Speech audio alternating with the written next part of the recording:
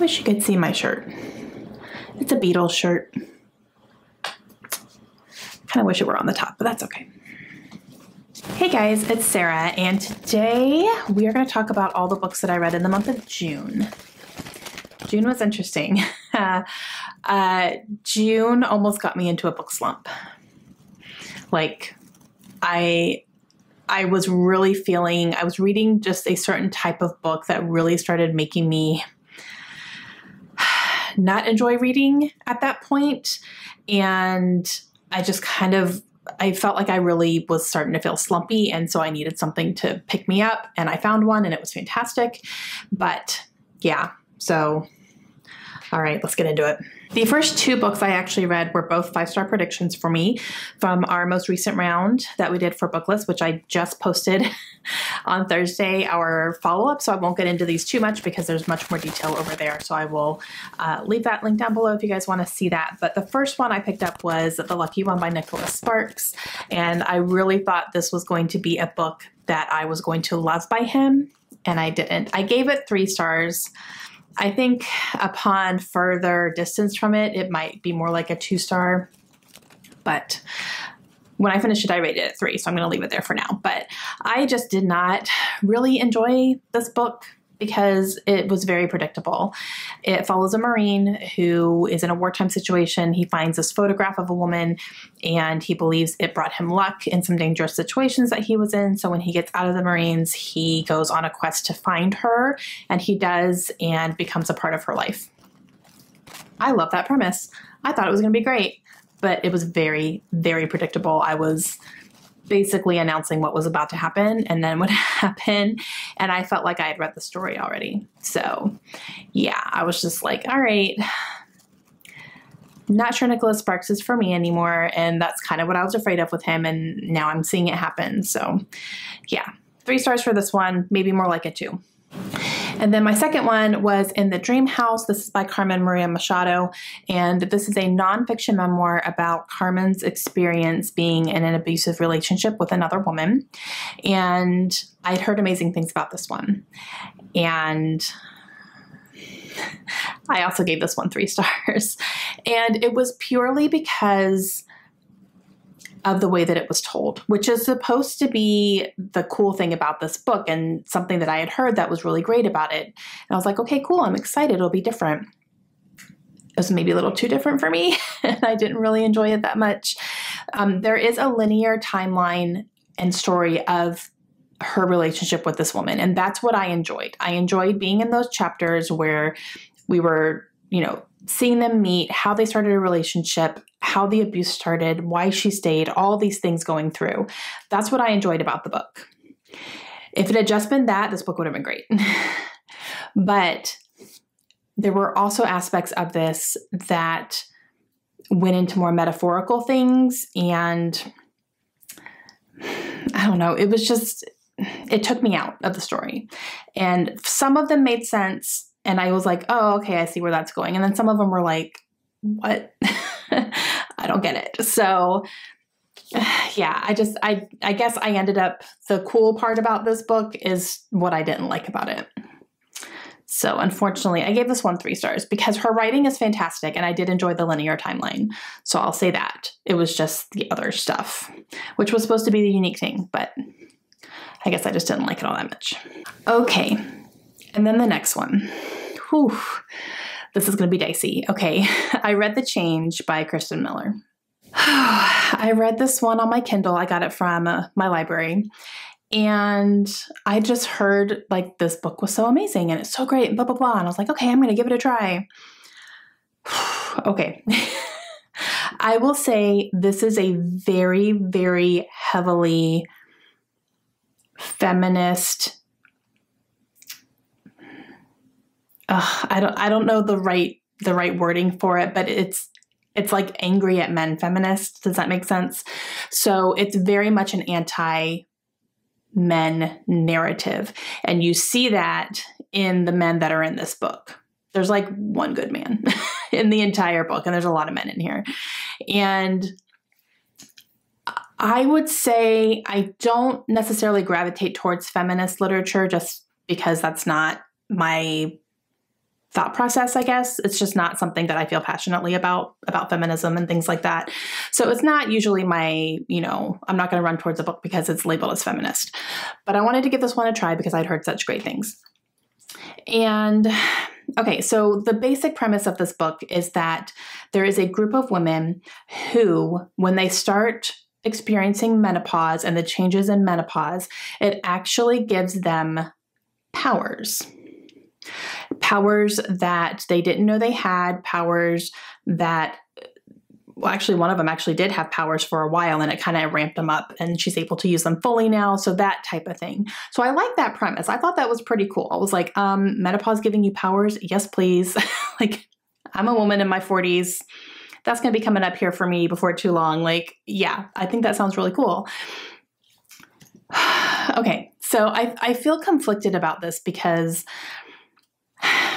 my biggest problem with this book is that it was so anti-men, it almost got annoying. And it got to a point where I'm reading it and I'm going, every single man in your life is this bad. Like every single one. Every single one is sexualizing you. Every single one thinks he has the right to put his hands on you just because you're there. Every single one is doing this and doing this. Every single man, like really. And that makes me kind of cringe because not all men are like that. And I wanted a good man. I'm like, there's got to be a good man in here somewhere. And like, you need to hang out with different people. I don't know what it was, but that was a little over the top for me. I was like, okay. So there's that. I also wanted a little bit more about why they were getting these magical powers. Like it did talk about menopause as being the part of it, but it didn't go into it deeply. And I really wanted that. I really wanted more of an explanation of why. It was just kind of, they happened and there it is. And now they're living their lives this way. And I'm like, but why? Like I wanted it to unfold a little bit more slowly for them instead of just like, boom. So there is that. There is a murder mystery aspect in here as well, which I did really love. I love the murder mystery aspect and, them solving this series of crimes that are happening in their not neighborhood, but like in their community. So I did like that part as well. There were full chapters that I felt were unnecessary, and there was one that was a little grotesque and over the top, and it did not contribute to the story at all. And I didn't know why it was in there. It involved a woman with her period and her experience with her period growing up and like throughout her life, but it made no sense to the rest of the story. Like it really didn't. And I'm reading it going, this is gross. Why? Like if it had tied back into the story somehow, sure, but it didn't. And so I was like, why was that even in there? Like I didn't need to read that. So I didn't like that. I think this also suffered from being a little bit too long as well. Like they could have cut out that entire chapter and it would have been fine. We wouldn't have missed anything. So I don't know. It was so up and down, but I did really like the murder mystery, like I said. And I did like that they had these superpowers that helped them in trying to find out who was committing these crimes. So that I did like. So it was all over the place for me. I just didn't really know. So I settled on a 3 because, well, I did like a lot of it I also didn't like. And I didn't like the stuff I didn't like enough to really bring down my rating. So I don't know. It was interesting. I did not have quite the love experience with this book that a lot of other people did, but I read it and I can say I read it and I know I have an opinion. So yeah, but this one definitely was one. It was my 3rd 3-star in a row. And this is when I started feeling like I need a good man. Like I need a good male character, a good, strong male character. Cause I'd read a couple books recently that were just very much portraying men in a really bad light. And I was like, I need a good man. And my next book, I got it. So I was starting to feel like I was getting into a slump and I was just like not really excited about picking anything up. And so I asked on Instagram if I could get some suggestions for good books that can get you out of a reading slump and what should I read? And I had this author recommended to me more than once and then this particular book recommended to me as well. I was like, you know what? I have that book. I'm going to go ahead and read that one. And that is Part of Your World by Abby Jimenez. And I loved this book. This book pulled me right back up. It gave me air. It gave me breath. It was fantastic. I read it in 2 sittings. 2 sittings I read this book. I could not put it down. I did not want to put it down. I stayed up until the late hours of the morning reading this book, and I needed this. Thank you. Thank you, Abby Jimenez, for this gem. This is an adult romance, and it follows Daniel and Alexis, and they are from very different worlds. So Alexis is an ER doctor. She comes from a very prominent medical family. They are surgeons. They're very established and highly esteemed in the city where she lives, and they're kind of a big deal, right? Daniel lives out in the country, a very, very, very small town, and he's very happy there. Very humble, just kind of quietly living his life, and he loves it. And they have a chance meeting one night, and they have a very entertaining time together, basically.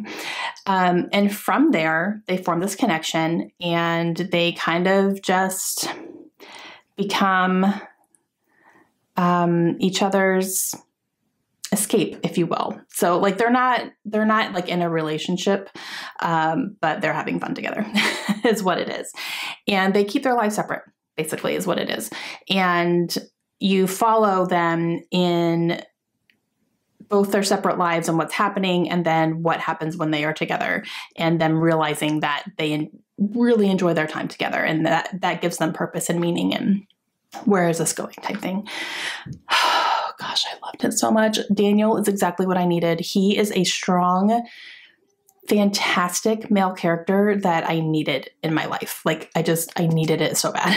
And that's exactly what he was. And I love him so much. He was fantastic. And I also loved Bree, which is Alexis's best friend. She was fantastic as well. She's getting her own book, and I cannot wait for that. I cannot wait for that because she was one of my favorite characters in this book as well. And just, it was so much fun. It made me swoon. It made me happy. It made me a little angry at times, and I just loved it. I loved it. So this got me out of a reading slump. I'm so grateful. I will not be able to shut up about this book. And now I need all the Abby Jimenez in my life, all of it. So this one was an easy 5 stars for me.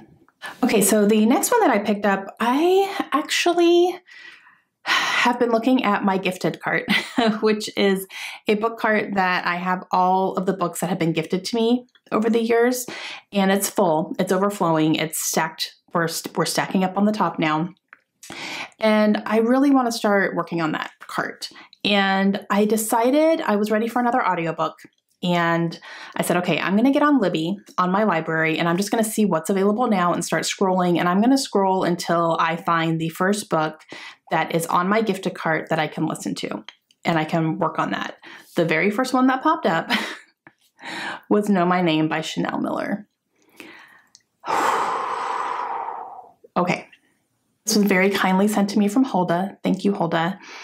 Man, this book is powerful, you guys. So this is a nonfiction memoir about Chanel, who was the victim in a sexual assault case, and the man who did this to her is Brock Turner. So that was in the news all over the place. It was national news.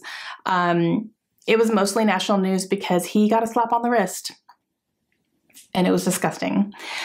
So this is her telling her side of the story now that she can, because, you know, they didn't even use her real name in the media at all while the trial and everything was going on.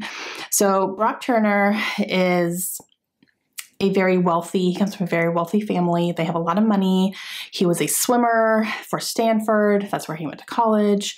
And he met Chanel at a party, and he sexually assaulted her there. And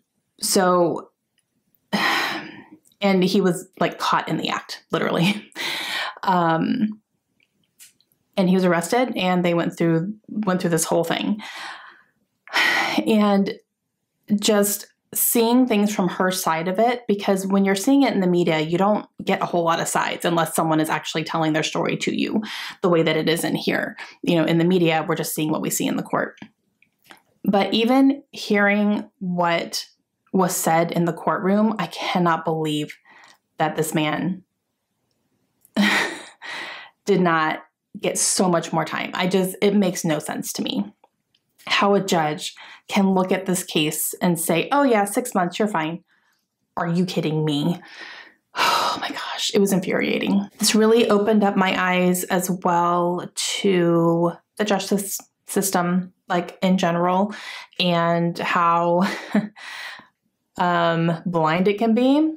Like, justice is blind, but is that a good thing? Should it be blind? I think it needs to open up its eyes a little bit. And I highly recommend this on audio because Chanel reads it herself. And oh man, you guys, I just wanted to give her the biggest hug. So definitely a high recommend if this is a story that you're interested in learning more about. Because, oh gosh, I want to punch him in his rich little face. This was definitely a 5-star. And then I picked up a book that Kaylin picked for me actually last month, and I wasn't able to get to it in May, but I got to it in June. And she picked this off of my book of the month shelf for me, and that is The Maid by Nita Prose. And I went into this one. Okay, so this kind of got marketed as like a mystery thriller. It's a mystery. It's not a thriller. No, it's like a cozy mystery is more what it feels like.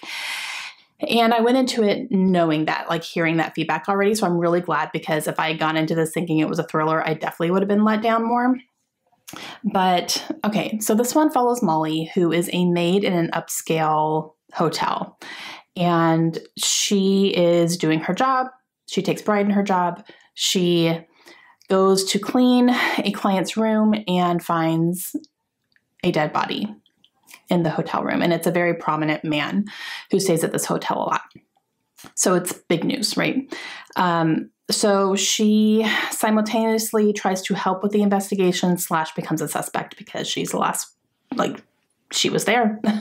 Her fingerprints all over the room. Obviously, she's the maid. She cleans it all the time.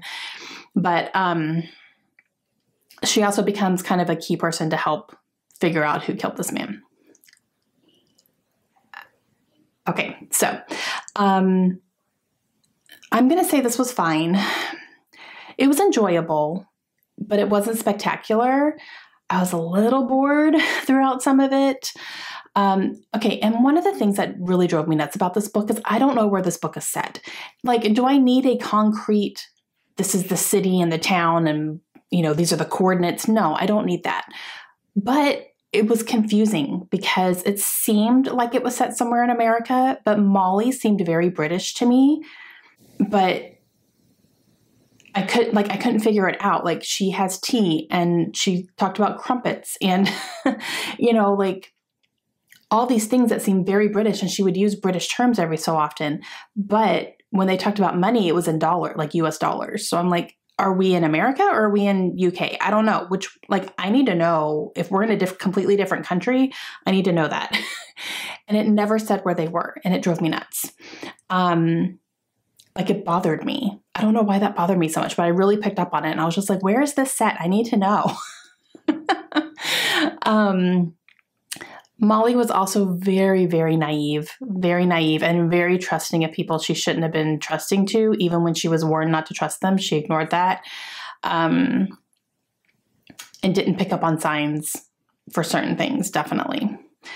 And there is kind of like talk about Molly possibly being on the spectrum, which is never really talked about in here, I guess. But I could see that, how that could be interpreted that way for sure, especially with her not picking up on social cues very well.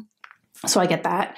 But yeah, I don't know. Like, it was just fine for me. I ended up giving it 3 stars.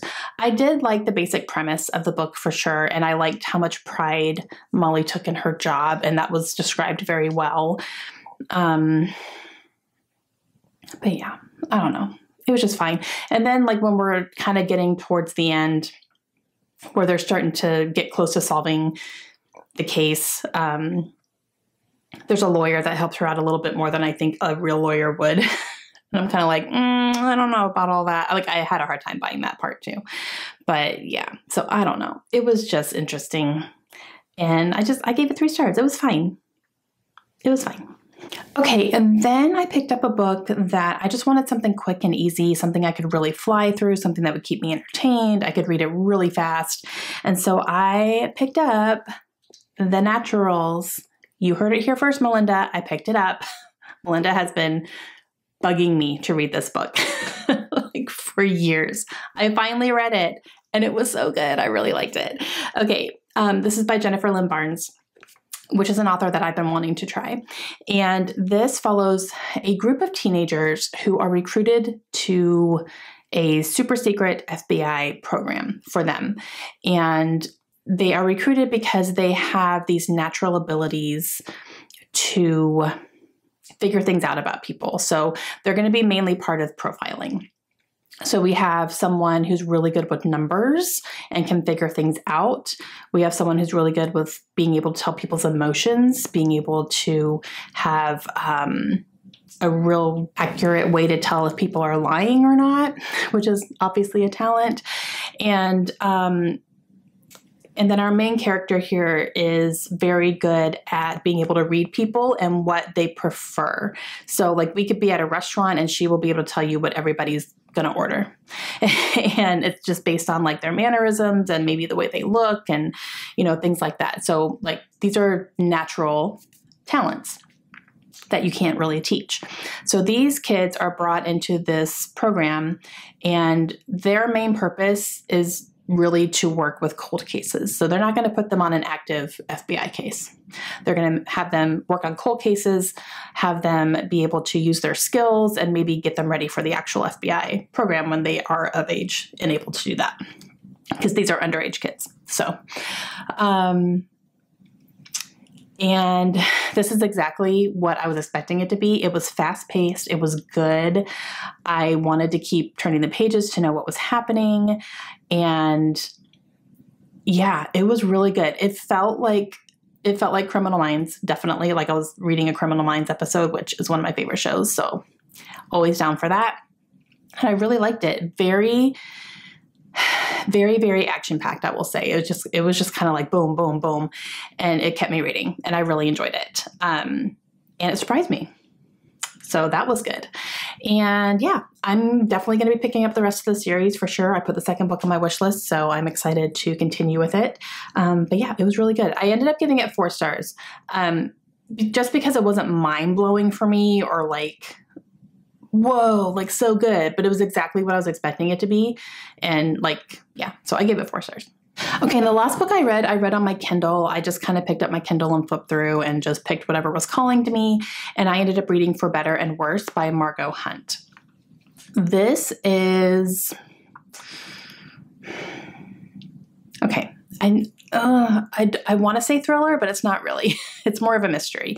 Like when you say mystery thriller, they can be separate things. This wasn't really thrilling. It was a mystery.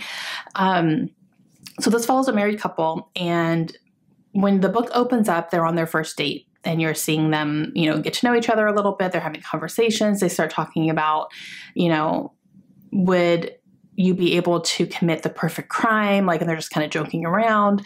They're both in law school, so they're thinking they can skirt around the law and stuff like that. And it was just like fun. And then you flash forward to they are married, they have a young son, and they're both practicing lawyers at this point. They're living in a small town in Florida, like just living their happy life. And something happens in their small town, and it really shakes the town up really badly. And it's something that ends up affecting a lot of people, and to the point where everyone's lives are getting upended. And so this couple decides, hey, you remember when we talked about committing the perfect crime? I think maybe we should think about that again. And, you know, just kind of make this problem go away, basically. And it was interesting because they really didn't trust in the justice system, even though they both work in it. But it's like, I've seen enough to know that this probably isn't going to go anywhere type thing. So that was really interesting. And yeah, so they go about committing the perfect crime. And you really see how that affects everything else too. That's all I'm going to say. This was told I enjoyed the way it was told. It was very detail oriented. And I enjoyed that. I will say, you know, there were definitely sections that read faster than others for sure. And I enjoyed like the fast paced stuff as well. The ending was a little lacking for me. I wanted more from the ending. I really did.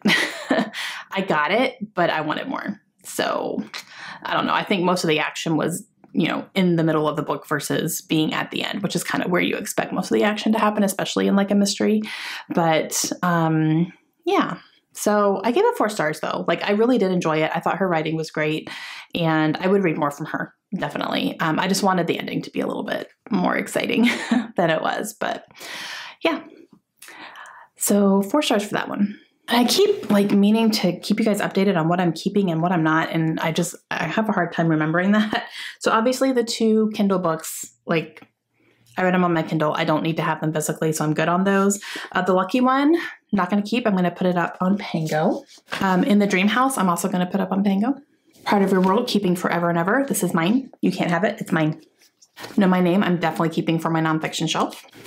The Maid, I'm going to put up on Pango. And the Naturals, I'm going to hang on to this one because I do want to read the rest of the series. So I'm going to, like, depending on how the rest of the series goes, I might want to keep it. So we'll see. But for now, I'm going to hang on to it. Okay, so that's how June went. Started out not so great. Felt like I was getting into a slump, and then it picked up definitely. So very grateful for the pick me up on that one. And then the rest of it was pretty good. So yeah. All right. That was June. It was interesting. I'm ready for July. I'm already reading some good books that I'm really enjoying. So happy about that. But yeah. Okay. Let me know how you feel about any of these books I talked about. Have you read any of them? Let me know all that stuff. What have you read in June that you really loved? I'd like to know that. And I will talk to you guys again soon. Hope you have a great day. Bye.